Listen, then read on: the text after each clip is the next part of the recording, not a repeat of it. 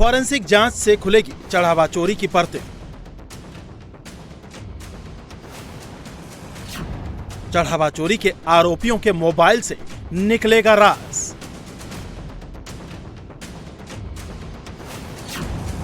चढ़ावा चोरी में 8 गिरफ्तार, 80 पर निगरानी का रडार।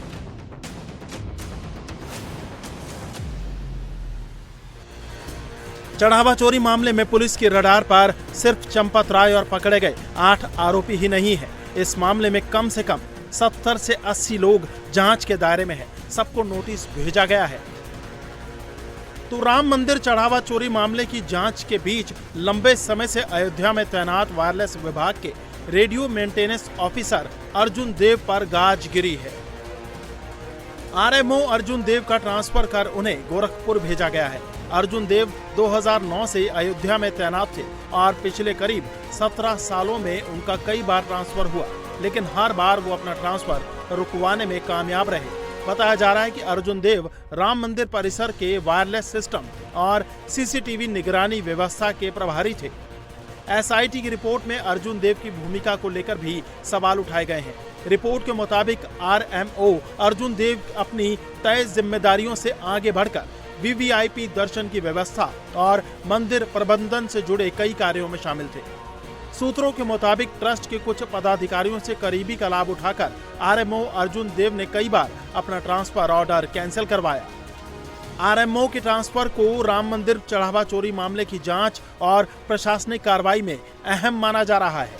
इधर चढ़ावे की चोरी की जांच का दायरा उन बैंक्स तक भी पहुंच गया है जहां राम मंदिर ट्रस्ट के खाते हैं। एसबीआई, बैंक ऑफ बड़ौदा और केनरा बैंक समेत करीब 6 बैंकों को नोटिस भेजा गया है।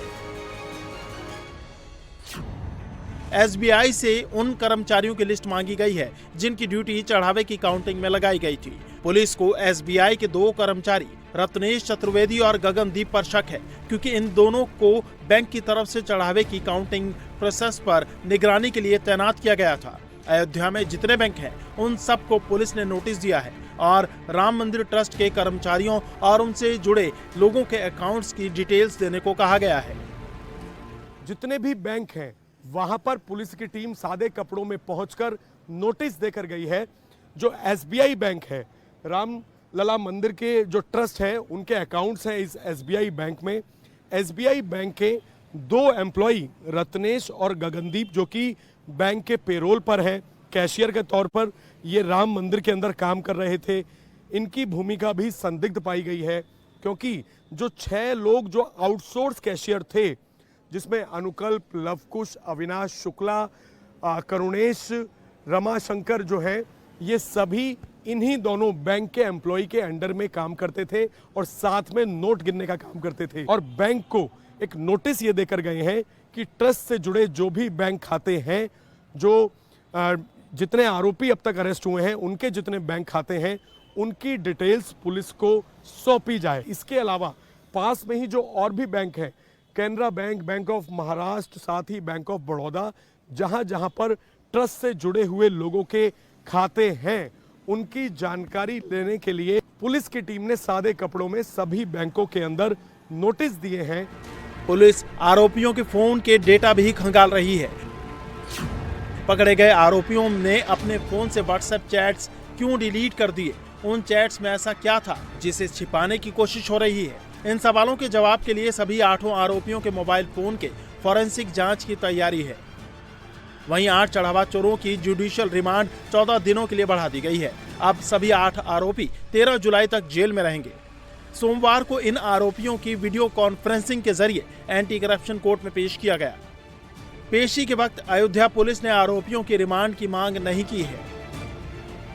हालांकि इन आरोपियों के खिलाफ पुलिस की जांच जारी है। घरों की तलाशी चल रही है। पुलिस ने आरोपियों के घर से कई अहम डॉक्यूमेंट्स जब्त किए हैं। इनमें जमीनों के रजिस्ट्री के कागजात, प्रॉपर्टी के डॉक्यूमेंट्स और अलग अलग बैंकों की पासबुक्स शामिल हैं। कुछ लोगों के घरों में बड़ी मात्रा में गहने बरामद हुए हैं। ज्वेलरी खरीदे जाने की रसीदें भी मिली हैं, तो आरोपियों की प्रॉपर्टी के डिटेल्स निकाले जा रहे हैं। अब पुलिस ये जांच कर रही है कि ये संपत्ति और ज्वेलरी चढ़ावे की चोरी की रकम से तो नहीं खरीदी गई। इन्वेस्टिगेशन ऑफिसर ने कोर्ट को बताया जबकि आरोपियों के यहां से जो ज्वेलरी, कैश और डॉक्यूमेंट्स बरामद हुए हैं उनको वेरीफाई किया जा रहा है। डॉक्यूमेंट्स की पड़ताल की जाएगी। आरोपियों की फोन की फॉरेंसिक जांच होगी। प्रॉपर्टी के डॉक्यूमेंट्स का मनी ट्रेल जोड़ा जाएगा। इसके बाद पुलिस सवालों की लिस्ट तैयार करके आरोपियों को पूछताछ के लिए रिमांड पर लेगी। एक तरफ पुलिस ट्रस्ट और उसके कर्मचारियों से जुड़े बैंकों की भूमिका की जांच कर रही है, तो अब चढ़ावे की सिक्योरिटी फुल प्रूफ करने पर भी काम किया जा रहा है। अब राम मंदिर में QR कोड से चढ़ावा दिया जाएगा। कैश चढ़ावे के लिए एक ही दान पात्र होगा। 20 दान पात्र खत्म करके एक दान पात्र रखा जाएगा। 6 जुलाई की बैठक में ये फैसला हो सकता है। सोना चांदी का चढ़ावा सरकारी टकसाल को सीधा जाएगा। SIT जांच के बाद ट्रस्ट द्वारा कराई गई FIR में सिर्फ 8 नाम ही नहीं है, कुछ अज्ञात लोगों को भी आरोपी बनाया गया है। यानी जांच के दौरान अगर किसी और की भूमिका सामने आती है तो उसके खिलाफ भी एक्शन का ऑप्शन खुला है।